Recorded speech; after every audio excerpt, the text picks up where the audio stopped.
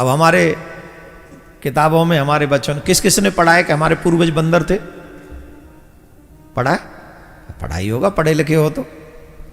हमारी किताबों में हमको पढ़ाया जाता हमारे पूर्वज बंदर थे। तुम में बंदर वाला कोई गुण दिख रहा है? एक गुण बताओ कि तुम में कोई बंदर वाला गुण दिख रहा हो तो। एक आध तो गुण होना चाहिए तुम्हें बंदर वाला। पूंछ कहां है तुम्हारी? और पैरों से क्यों नहीं, चार पांवों से क्यों नहीं चलते हो? छलांग लगा के पेड़ पे क्यों नहीं चढ़ जाते हो? कितना गलत पढ़ाया गया कि हमारे पूर्वज बंदर थे। ना, हम बंदर की औलाद नहीं, हम ब्रह्म की संतान हैं, हम ईश्वर की संतान हैं।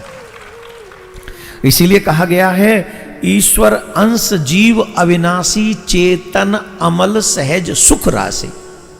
जो ईश्वर के गुण है वो तुम में गुण है। तुम में ईश्वर दया का सागर है, तुम में थोड़ी बहुत दया है। ईश्वर कुछ भी कर्म कर सकता है, कर्म करता है, वो शरीर न होते भी हर कर्म वही करता है, पर हम अपनी सामर्थ्य अनुसार कुछ कर्म करते हैं। परोपकार करने की शक्ति परमात्मा में कूट कूट के भरी हुई है। हम लोग भी थोड़ा थोड़ा ही सही परोपकार करते हैं।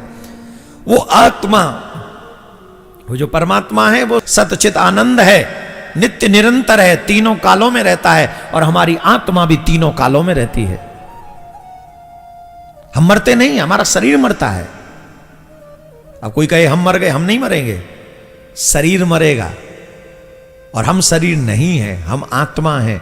तो हम ईश्वर के अंश हैं, हम बंदर के संतान नहीं है। हमारे पूर्वज बंदर नहीं थे, हम ईश्वर की संतान हैं। तो नारायण की नाभि से कमल, कमल में से ब्रह्मा, और ब्रह्मा जी ने ये सारा क्रम तैयार किया। और पृथ्वी के पहले राजा हैं महाराज मनु, और मनु की संतान होने के नाते हमें मानव कहा गया।